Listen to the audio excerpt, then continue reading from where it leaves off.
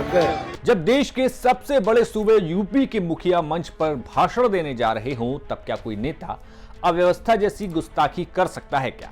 जिस नेता को सुनने के लिए लोग सैकड़ों किलोमीटर से चलकर पहुंचते हों, उसके बोलने से पहले कोई कुर्सी फेंक कर जा सकता है क्या? जिस पार्टी को अनुशासित पार्टी होने का गर्व हो, उसका नेता खुलेआम अपने नेता का अपमान कर सकता है क्या?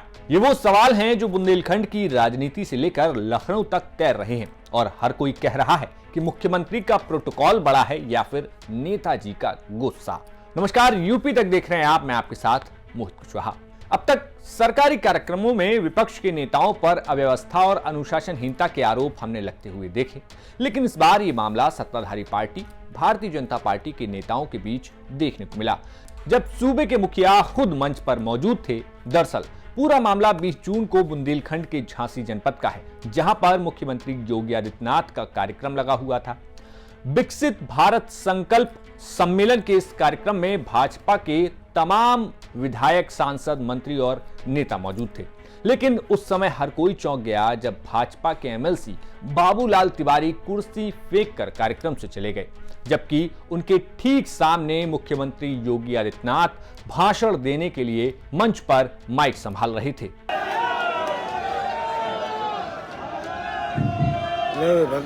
प्राप्त जानकारी के मुताबिक कहानी कुछ ऐसी है कि मंच सिटिंग प्लान के मुताबिक शिक्षक विधायक एमएलसी यानी कि डॉक्टर बाबूलाल तिवारी की कुर्सी पहली लाइन में थी, लेकिन उनकी कुर्सी पर कोई और नेता बैठ गया और उनको आगे की पंक्ति में जगह नहीं मिली। दूसरी बात यह है कि कार्यक्रम शुरू होने के बाद बाबूलाल तिवारी 15 से 20 मिनट देरी से पहुंचे, क्योंकि जब दीप प्रज्वलन और अतिथियों का स्वागत सम्मान हो गया, उसके बाद मंच से विधान परिषद अध्यक्ष मानवेंद्र सिंह को इस सम्मान के लिए क्षेत्र के विधान परिषद सदस्यों को बोला गया, लेकिन बाबूलाल तिवारी सम्मान करने वालों की फोटो में यहाँ पर वीडियो में दिखाई ही नहीं दे रहे हैं। खुद देखिए। श्री राम तीर्थ सिंघल, श्री बाबूलाल तिवारी और श्रीमती रमा निरंजन जी से कृपया कुंवर मानवेंद्र सिंह जी माननीय सभापति विधान परिषद का सत्कार करें।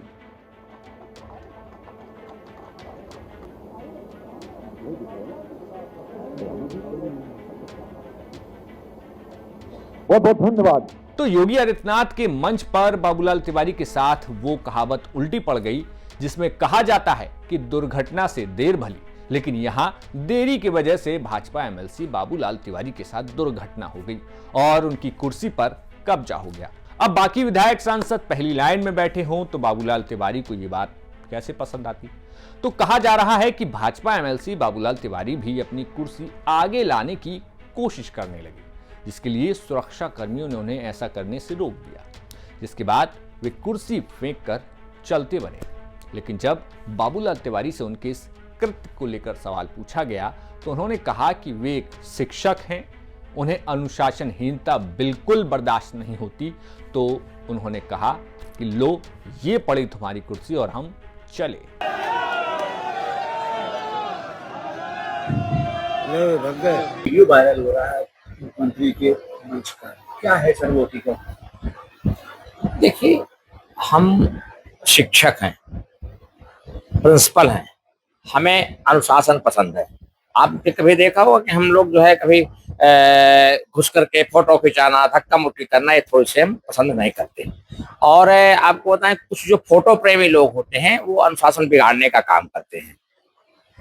व्यवस्था में कुछ गड़बड़ी फैला दी लोगों ने और कुछ नहीं, तो उसमें क्या हुआ कि चलो, हमने कहा हम पीछे बैठ जाते हैं। पीछे बैठ गए और पीछे जब बैठे तो फिर थोड़ी से लोगों को लगा कुछ कि मतलब जो है ये पीछे यहाँ बैठे हुए हैं, टोकने लगे। हमने कहा टोको नहीं, हम चले जाएंगे। हम उठ करके चले गए। लेकिन इसके बाद मैं धन्यवाद दूंगा अपने अधिकारियों को, उन लोगों ने मुझे कहा कि नहीं, चलिए आपकी कुर्सी सुरक्षित कर देते हैं हम, और आप बैठिए। हम जाके बैठे, दोबारा मंच पे फिर गए। हाँ, बैठे मंच में। हुआ क्या था सर? हुआ क्या था? अब आपको तो मालूम है, पवन भैया ने बताया ना कि उसकी कुर्सी नहीं पड़ी थी, मेरी भी कुर्सी नहीं पड़ी थी। तो मैं जाकर के जो कुर्सी मिली उसमें बैठ गया। तो वहां कुछ लोगों ने टोका टाकी किया, तो मैंने कहा कोई बात नहीं, मैं जा रहा हूँ, ये पड़ी है कुर्सी तुम्हारी।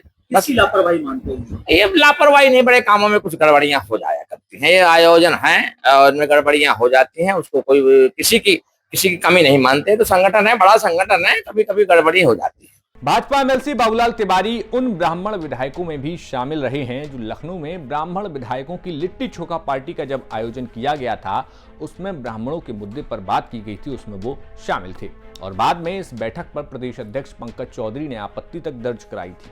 खैर, झांसी के कार्यक्रम में सिर्फ भाजपा एमएलसी बाबूलाल तिवारी की ही नाराजगी नहीं दिखी। झांसी जिला पंचायत अध्यक्ष पवन गौतम को मंच पर जगह न मिलने के कारण वो भी नाराज नजर आए।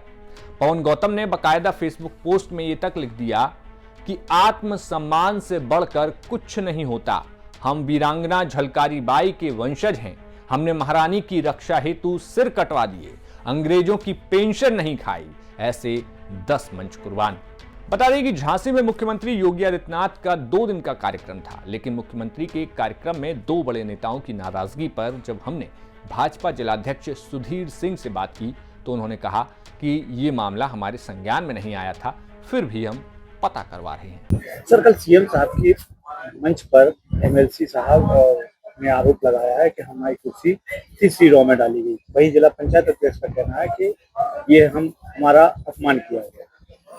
नहीं, तीसरी रो तो वहां पे कहीं थी ही नहीं। और जिस प्रकार से माननीय सीएम साहब के मंच का प्रोटोकॉल है, उस हिसाब से सबको बैठने की समुचित व्यवस्था थी। सभी लोगों की कुर्सियां डाली गई और सभी लोग मौजूद भी थे। सोशल मीडिया पे जिला पंचायत अध्यक्ष पवन गौतम जी ने भी लिखा है और एक वीडियो वायरल हो रहा है जिसमें एमएलसी साहब कुर्सी को धक्का देते हुए मंच पर जाते हुए नजर आते हैं।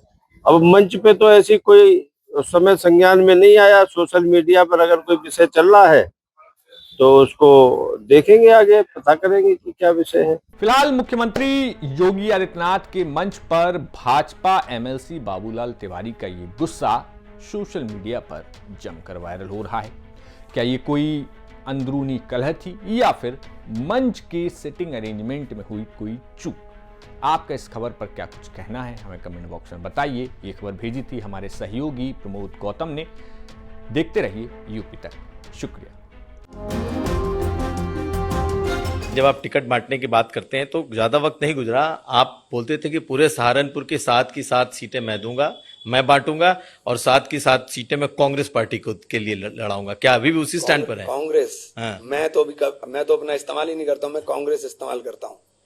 कांग्रेस, जो कांग्रेस की वो होगा। ये कांग्रेस का मजबूत जिला है और सब कांग्रेस की सीट यहां लड़ेंगी। 2017 में 5 नहीं लड़े थे क्या हम? 2017 में तो अखिलेश जी मुख्यमंत्री थे, तब भी तो मैं 5 ही लिए थे, तब तो मैं एमपी भी नहीं था। तो इसमें आश्चर्यचकित करने वाली तो कोई ऐसी बात नहीं है जो मैंने बोल दी है। इसमें कोई आश्चर्यचकित करने वाली बात नहीं है। अखिलेश जी मुख्यमंत्री थे, मैं कुछ भी नहीं था। 5 लिए थी हमने, 5 लड़े थे। तो अब के लड़ दूंगा तो कौन सी बड़ी बात होगी? तो 5 लड़ेंगे या 7 लड़ेंगे? नहीं, 5 ही लड़ेंगे। 5 ही बोला था मैंने, 5 ही लड़ेंगे। अब लड़ेंगे इंशाल्लाह। मतलब सहारनपुर की 5 सीटें कांग्रेस पार्टी ही लड़ेगी। हाँ, तो क्यों? पहले भी लड़े थे भाई। 2017 में जब थे तब भी लड़े थे, अब भी लड़ देंगे। उसमें कोई आश्चर्यचकित करने वाली बात थोड़ी है। तो आशु मलिक को इस बार आप जिताने की कोशिश करेंगे? किसको? आशु मलिक को। देखिए, मेरा से आशु मलिक, आप पता नहीं आशु मलिक को क्यों मेरे साथ जोड़ते हैं। कोई मेरा कैंडिडेट है। 47,000 वोट से जीता हूं मैं वहां से, और इनकी मुखालफत के बाद जीता हूं। कोई इनकी माफकत के बाद नहीं जीता हूं। मैंने कहा मैं मुनाफिक नहीं हूं। अगर मैं मुखालफत करूंगा तो ओपन करूंगा। ओपन कह रहा हूं कि नहीं लड़ाऊंगा, मेरा कैंडिडेट लड़ेगा। मैं कोई ऐसा नहीं हूं कि आप मेरे साथ रहेंगे और मेरी पीछे से काटेंगे। नहीं, इमरान मसूद है मेरा नाम। मैं किसी की मुखालफत पीछे नहीं करता हूं। मुझे जो करना है फ्रंट पे करूंगा, पीछे कुछ भी नहीं करूंगा। तो इस बार आप क्या करेंगे? मेरा कैंडिडेट लड़ेंगे, 5 लड़ेंगे ना, कहता हूं मैंने। 5 लड़ेंगे मेरे, और कोई आश्चर्यचकित करने वाली बात नहीं। पिछली बार भी लड़े थे 2017 में भी, अब के भी लड़ेंगे। इसमें कोई ऐसा वो नहीं है।